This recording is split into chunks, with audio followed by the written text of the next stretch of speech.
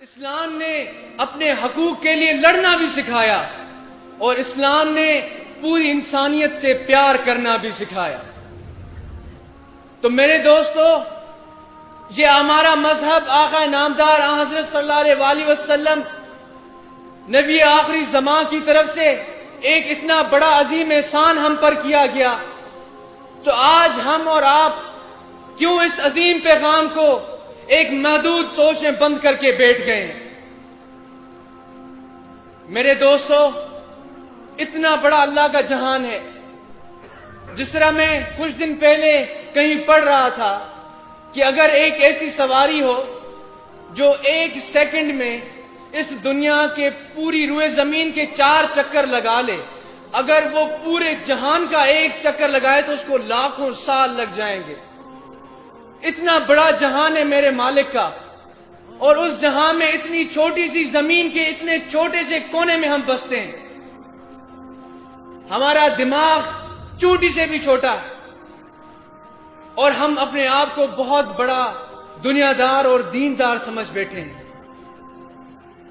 میرے دوستو، ہمیں اپنی اوقات میں رہ کر سوچنا چاہیے، ہمیں اپنی حدود کا پتہ ہونا چاہیے، چاہے وہ دنیاوی حدود ہو۔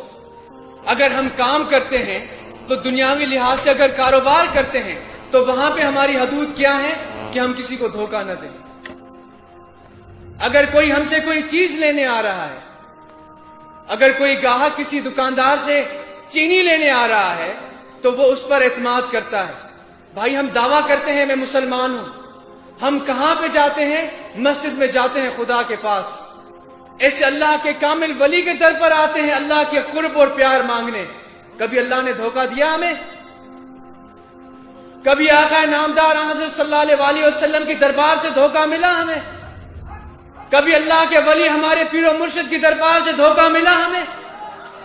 اے مسلمان، اے انسان، جس رب سے تعلق کا دعویٰ کرتے ہو، جس رب سے نسبت جوڑتے ہو، جس دین اسلام پر چلنے کا دعویٰ کرتے ہو، وہ یہ سبق نہیں دیتا کہ دوسرے کے حق مارو، وہ یہ سبق نہیں دیتا کہ اپنے دل میں دوسرے مسلمان بھائی کے لیے کدورتیں پیدا کرو، وہ تمہیں یہ حق نہیں دیتا کہ دوسرے کو اپنے آپ سے کمتر سمجھو، وہ تمہیں یہ حق نہیں دیتا کہ عورت کو اپنے آپ سے کمتر سمجھو۔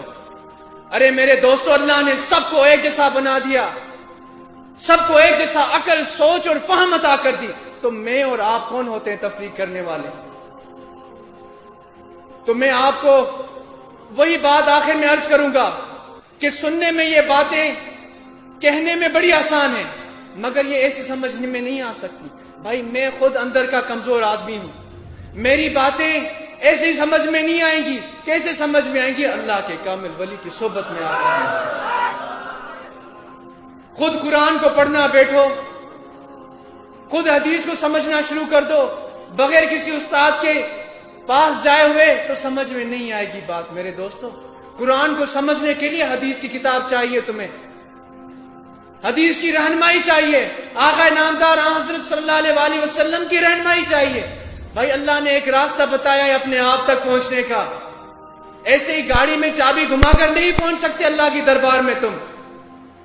ہماری اوقات تو یہ بھی نہیں ہے کہ اپنی مرضی سے نیند سے اٹھ نہیں سکتے ہم، جب نیند کا غلبہ طاری ہو جائے تو ہم جاگ نہیں سکتے، یہ تو ہماری اوقات ہے۔